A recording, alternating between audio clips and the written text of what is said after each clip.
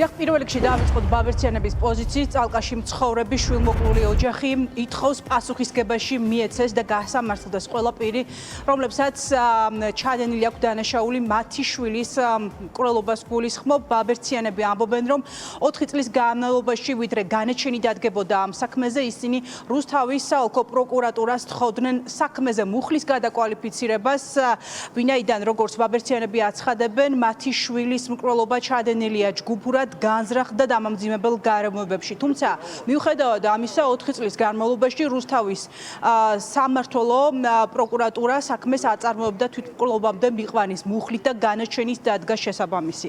შვილმოკლული დედა, მამა ასევე ითხოვენ და მიმართავენ პირველ რიგში პროკურატურას, რომ დაინტერესდეს გამომძიებლების მხრიდან გულგრილობით, გამოვლენილი გულგრილობით და ასევე გენპროკურორს თხოვენ, რომ დაინტერესდეს კონკრეტულად ამ საქმის გადახედონ ამ საქმეს და დაიწყოს ხელახალი გამოძიება გამომდინარე იქიდან, რომ მათი შვილი, როგორც ბაბერციანები აცხადებენ, არის მოკლული სასტიკად. გვამი დამნაშავებმა გადამალეს 8 თვის განმავლობაში ეძებდა მოკლულ შვილს ოჯახი და ადგილობრივებმა მიაგნეს მას შემდეგ, რაც უკვე გარდაცვლილის მოკლულის ცხედარი იყო სასტიკად დაგლეჯილი, ტყეში იპოვა გვამი და ოჯახმა ის ტანსაცმლით ამოიცნო. ამის შემდეგ ოჯახი დროდადრო მიმართავდა ადგილობრივ პროკურატურას, საგამოძიებო უწყებას, მათ შორის სამმართველოს, რომლებიც იძიებდნენ ამ საქმეს, თუმცა მიუხედავად მათი არაერთი მოთხოვნისა, არც მუხლი გადაკვალიფიცირებულა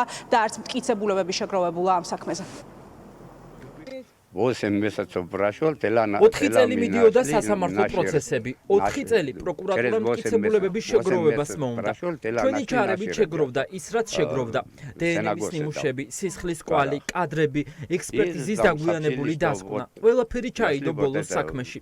მაგრამ მკვლელები გამართლდნენ, გესმით, საერთოდ გამართლდნენ. ჩემი შვილი ფულის გამო ჯერ სასტიკად სცემეს, შემოაკვდათ, მერე გადამალეს ცხედარი, ხეცებს დააგლეჯინეს. 8 თვე ვეძებდით და ძულები ვიპოვეთ. თანხა უნდოდათ მკვლელებს. აიკანუზი ფულს აპროცენტებდა. ერთ-ერთს მისი ვალი ჰქონდა და კიდევ სთხოვდა დიდი ფულის ესხებას. უარი რომ მიიღო შური იძლია ჩემ შვილზე თანამზრახველებთან ერთად. ახლა სოფელში დაბრუნდნენ და თვალებში გვიყურებენ და კიდევ გვემუქრებია. მინდა რომ დაისაჯონ, ვისაც ჩემი შვილის სისხლში აქვს ხელები გასვლილი. არ მინდა თავისუფლად დათან ყოველდღე ჩემს თვალწინ გადაადგილდებოდნენ. დაზარალებულ მშობლებს აქეთ დაგვწინოდნენ სასამართლო პროცესზე თან ხმამაღლა. სოფელში რომ დაგვინახავენ, გვემუქრებიან, გახსოვდეთ, რომ მეორე შვილიც გყავთ და იმასაც მოგიკლავთ. საქმე ეხება 2002 წელს წალკაში მომხდარ მკვლელობას, როგორც ოჯახის ადვოკატი ჩვენთან საუბარში აცხადებს, 32 წლის კაცი თანასოფლელებმა 3 ახალგაზრდამ პანაშვიდიდან გაიტაცა, მოტივი იყო დიდძალი თანხა, რომლის ესხებასაც თხოვდნენ 32 წლის ბაბერციანს, უარის ქმრის შემდეგ კი მასზე იძიეს შური. ჯერის სასტიკად ცემეს, მიიყვანეს სიკვდილამდე და ცხედარი გადამალეს. 10 დღის განმავლობაში ეძებდა ცხედარს პოლიცია, თუმცა მას ვერ მიაგნეს და 8 თვის შემდეგ, მკვლელობიდან 8 თვის შემდეგ, მას შემდეგ რაც ადგილზე ტყეში გადამალეს უკვე დამნაშავებმა ცხედარი, მას მიაგნეს ადგილობრივებმა.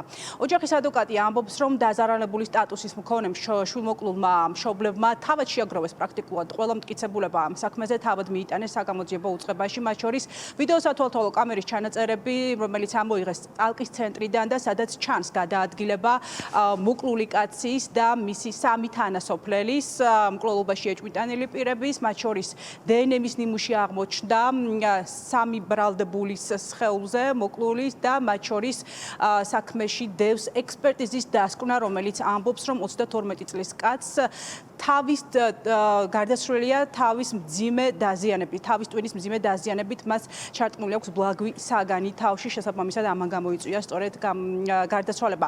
მიუხედავად ამ მტკიცებულებებისა, სასამართლომ არ გაიზიარა პროკურატურის მიერ ჩადებული საქმეში ეს მტკიცებულებები და გამოიტანა საქმეზე გამამართლებელი განაჩენი. გზებით დადგენილი არის, რომ ჩემი მარწმუნებელი მათ ჩასვეს ავტომობილში და წაიყვანეს იქიდან და მე აღარ დაბრუნებულა. ჩემი ინფორმაციით საქმეში არსებული ვიდეო მასალები. აიკანოს ბაბერციანის სისხლის კვლები აღმოჩნდა ავტომანქანის საბარგულზე და სავარძლებს. 8 თვის შემდეგ იქნა ნაპოვნი 4 სოფლიდან მოცილებით 4 კილომეტრით მოცილებით მისი ძვლები და თავის ქალა. ახლა სუსტი იყო საქმე და არ იყო შეკრებილი ის მტკიცებულებათა ერთობლიობა რომ გამომწვევებელი განაჩენი დამდგარიყო, რასაკვირველია პრეტენზია გვაქვს გამოძიებასთან და გამოძიებამ ვერ შეძლო სასამართლოში ბრალი დაემტკიცა, რა ქვია, პროკურორს გაემყარებია საქმე და ფაქტიურად გამოვიდა ისე რომ სასამართლომ გამომართლებელი განაჩენი გამოიტანა და გაამართლა ბრალდებული. ვერ გაიხსნა საქმე. რატო? იმიტომ რომ არ გამოძიება არ ჩატარდა შესაბამისი. მე ვთვლი რომ გამოძიებამ არ იმუშავა სათანადოდ და ამიტომ არ დადგა შედეგი. არ დადო შედეგი, ვერ დადო შედეგი, თუ რა მოხდა, თეორიულად ყველაფერი შეიძლება ითქვას, მაგრამ რეზულტატი სახეზეა რომ დამნაშავე დასჯილი და დამნაშავეები დასჯილი არ არიან. და ეს ხალხი ეძებენ სამართალს. დიახ, მას შემდეგ რაც მკვლელობიდან 8 თვის თავზე აღმოაჩინეს 32 წლის კაცის ცხედარი, ამის შემდეგ პოლიციამ პასუხისგებაში მიცა მოკლული კაცის 3 თანასოფლელი. თუმცა იმას, რომ რუსთავის საოლქო პროკურატურის თანამშრომლებმა გამოავლინეს ამ საქმეზე გულგრილობა, ადასტურებს კიდევ ერთი გარემოება. შვილმოკლული მშობლები, მათი ოჯახის ადვოკატი ჩვენთან საუბარში აცხადებენ, რომ 9 თვის განმავლობაში, როდესაც ბრალდებულები იყვნენ მიცემული პასუხისგებაში, ისინი იმყოფებოდნენ წინასწარ პატიმრობაში, სასამართლო პროცესები განგებ წელა რუსთავის პროკურორმა, რუსთავის პროკურატურამ გამომდინარე იქიდან, რომ ის მტკიცებულებებს ვერ აგროვებდა ამ საქმეზე და მას შემდეგ რაც გავიდა წინასწარი პატიმრობის 9 თვიანი ვადა, მოსამართლე იძულებული გახდა, რომ სამივე ბრალდებული გაეშვა თავისუფლებაზე. ასე აღმოჩნდა 3 ეჭვმიტანილი ამ შემთხვევაში უკვე, რომლებსაც უმძიმესი დანაშაული ბრალდებოდათ ბრალად თავისუფლებაზე, ისინი სრულად გაამართლა ახლა უკვე ქრისტინე კოპალიანმა, რუსთავის საქალაქო სასამართლოს მოსამართლემ. შვილმოკლული ოჯახი წალკიდან მიმართავს გენპროკურორს დაინტერესდეს ამ საქმით და მიმართავს ასევე გენინსპექციას, რომ აუცილებლად გამოიწვიოს რუსთავის საოლქო პროკურატურის თანამშრომლების გულგრილობა ამ საქმეზე. წინააღმდეგ შემთხვევაში ოჯახი წალკიდან საპროტესტო აქციებით იმუქრება პროკურატურასთან.